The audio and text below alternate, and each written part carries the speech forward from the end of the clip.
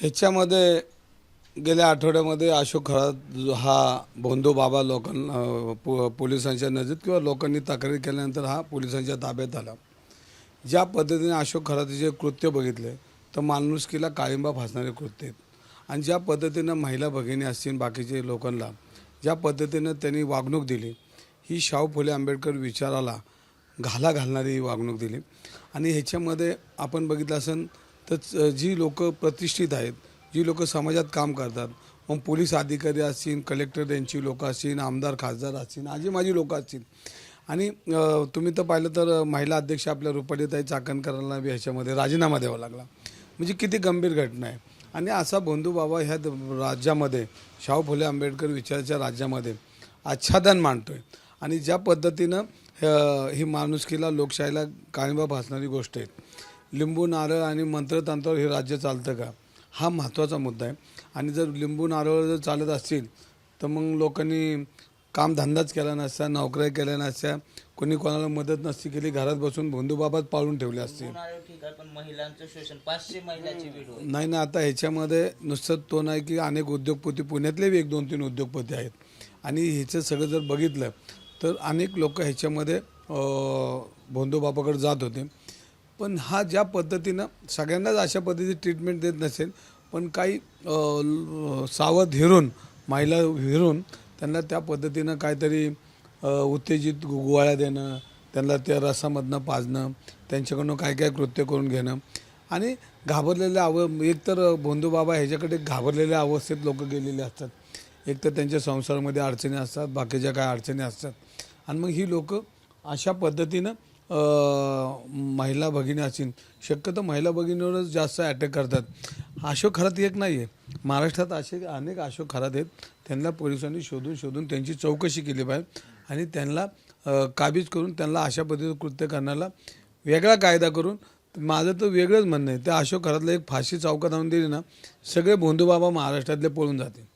पुण्यातले कोण उद्योगपती ना आता त्याची माझ्याकडे 1-2 यादी, पण मला अजून 10-20 याद्या करायच्या आहेत. ते 2 दिवसात माझ्याकडे याद्या येतील. काय मदत केली असेल? मग याच्यामध्ये आर्थिक व्यवहार असतील, आर्थिक लोक आता समजा एखादा कार्यकर्ता आहे XYZ, मग तो त्याच्या नेत्याला तिथं नेतो, तो त्याच्या नेत्याला नेतो, तो अमकं करतो. म्हणजे अशा पद्धतीने अनेक लोक त्याच्यामध्ये अडकण्याचा प्रयत्न करतात. आणि मग त्याचे काही एजंट होते का, त्याचे काही ही लोक पेरलेली होती का, हे सगळं आपल्याला षडयंत्र त्याचं बघावं लागेल. पण काल पोलिसांचं अभिनंदन करावं लागेल. ज्या पद्धतीनं त्याला वाकडा तिकडा करून आणला होता ना, की थोडं लक्षात आलं की ह्याला व्यवस्थित पोलिसांनी ट्रीटमेंट दिलेली दिसते. राजकीय अड्डा झालाय का भोंदू बाबा आणि त्यांच्या संस्थानं राजकीय अड्डे झालेत का? नाही, याच्यामध्ये आता पोलिसांनी ह्याची चौकशी केली पाहिजे. महाराष्ट्रात गल्लीबोळात भोंदूबाबा अनेक आहेत, अनेक महिला भगिनी ह्याच्यामध्ये अडकलेले आहेत, त्यांचा गैरफायदा घेतलेला आपल्याला रोज ऐकायला मिळतं. पण ह्याचा एक चांगला कायदा केला पाहिजे. आणि याच्यामध्ये पहिला अशोक खरातला भर चौकातून फाशी दिली की महाराष्ट्रातले सगळे भोंदूबाबा सुधारतील, असं माझं मत आहे. राजकीय अड्डा बांधलाय का किंवा एक राजकीय लोक जास्त आहारी जातात ते? नाही तुम्ही म्हणता ही वस्तुस्थिती, पण सगळीच लोक ह्याच्या राजकीय नाहीत, आजूबाजूची बाहेरची. मी सांगितलं ना, एखाद्या अडचणीत आलेले तर सांसारिक जीवनामध्ये सर्वसामान्य माणूस बी पीडित झालेला आहे. श्रीमंत लोक असतील, आमदार असतील, त्यांच्याबाबत ही लोक अशा पद्धतीने करत नाही. पण जे अडचणीत लोक आले त्यांच्या बाबतीत असं करतात महिला भगिनीच्या. कारण कुठल्या राजकीय लोकांच्या महिलांना ते असं करू शकत नाही.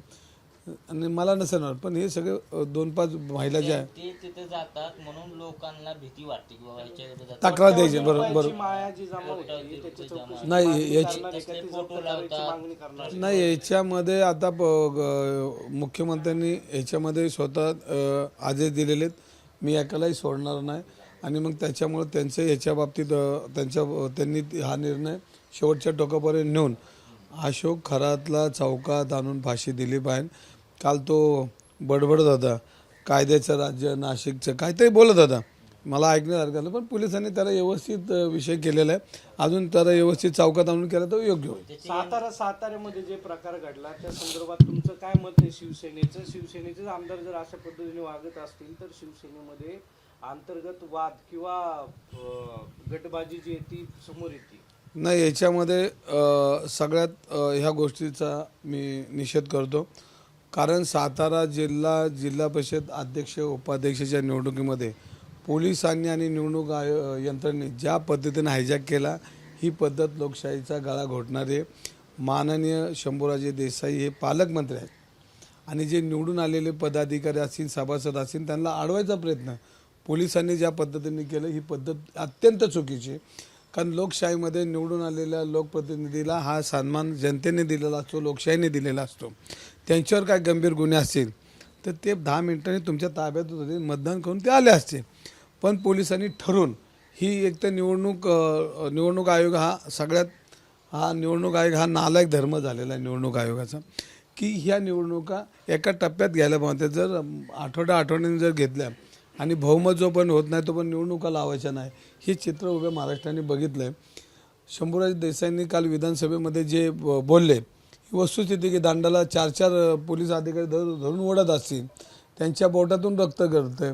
जर ह्या राज्यातला मंत्री जर सुरक्षित नाही, तो लोकशाहीच्या बाजूने बोलतोय, तरी त्याला बाजूला करून हुकुमशाही रेटायचं काम करताना ही त्यांच्या भाषणामध्ये माननीय शिंदे साहेबांनी काल सभागृहात बी त्यांनी आपल्या भाषणामध्ये, मी DGशी बोललो, मी तिथल्या अधिकाऱ्यांशी बोललो, सगळ्यांशी बोललो, सगळ्यांना ही कल्पना मी दिलेली होती, तरी ऐकलं नाही. ही वस्तुस्थिती आता काय लपून राहिलेली नाही. आणि ह्याच्यामध्ये खरं तर निलमताईंनी जो आदेश दिला होता तो कंटिन्यू ठेवला होता. चौकशी करून त्यांच्यावर कारवाई करायची का नाही करायची ठरवलं पाहतं. पण कुरघोडीच्या राजकारणामध्ये लगेच सभापती रामसाहेब शिंदे यांनी परत दुसरा आदेश दिला. म्हणजे ह्या राज्यामध्ये चाललंय काय, भाजप मित्र ऐकत नाही का कोणी? हे आता दिसतंय, आता काय लपून राहिलेलं नाही. पण ह्याच्यामध्ये भारतीय जनता पार्टीने मित्राला संपवण्यापेक्षा दुश्मनाला संपवायला पाहतं. पण ते मित्राला संपवून स्वतःला काहीतरी वेगळं समजायचं. आणि या राज्यामध्ये मेसेज आज लोकांमध्ये बातम्या ज्या जातात, जे लोकांमध्ये आता कार्यकर्त्यांमध्ये अत्यंत चिंता वाढलेली की अशा पद्धतीचं राजकारण होत असेल तर आम्ही कोणाकडे जायचं. आणि शिंदे साहेबांचं जर ऐकत नसेल आणि जर हुकुमशाहीचं राजकारण चालत असेल तर मग ह्या राजकारणामध्ये मग आम्ही करायचं काय, अशी परिस्थिती. शिवसेना कुठे कमी पडतीये का, किंवा मग दबावाला बळी पडून काय बोलत नाही, मग अन्याय सहन का करते ना? आज आम्ही मुंबईला अनेक कार्यकर्त्यांनी तसे, म्हणजे त्यांनाही समजतं आपल्यापेक्षा ते वरिष्ठ आहेत, तेही निर्णय घेतील. पण आम्ही आमची म्हणणं आज शिंदे साहेब, मी जाणार आहे मुंबईला, तर साहेबांना सांग काहीतरी आपल्याला ह्याच्यावर बोललं पाहिजे, तुम्ही ॲक्शन घेतली पाहिजे किंवा तुम्ही त्यांच्या वरिष्ठांशी बोलला पाहिजे. तुम्ही जर अशा अपमानास्पद वागणूक जर आम्हाला महाराष्ट्रात देत असेल, आमच्या मंत्र्याला देत असेल, आमची लोकं फोडत असेल, आमच्या लोकांना वेगळ्या पद्धतीनं त्यांना हॅरेसमेंट करत असेल, तर हे चुकीचं आहे.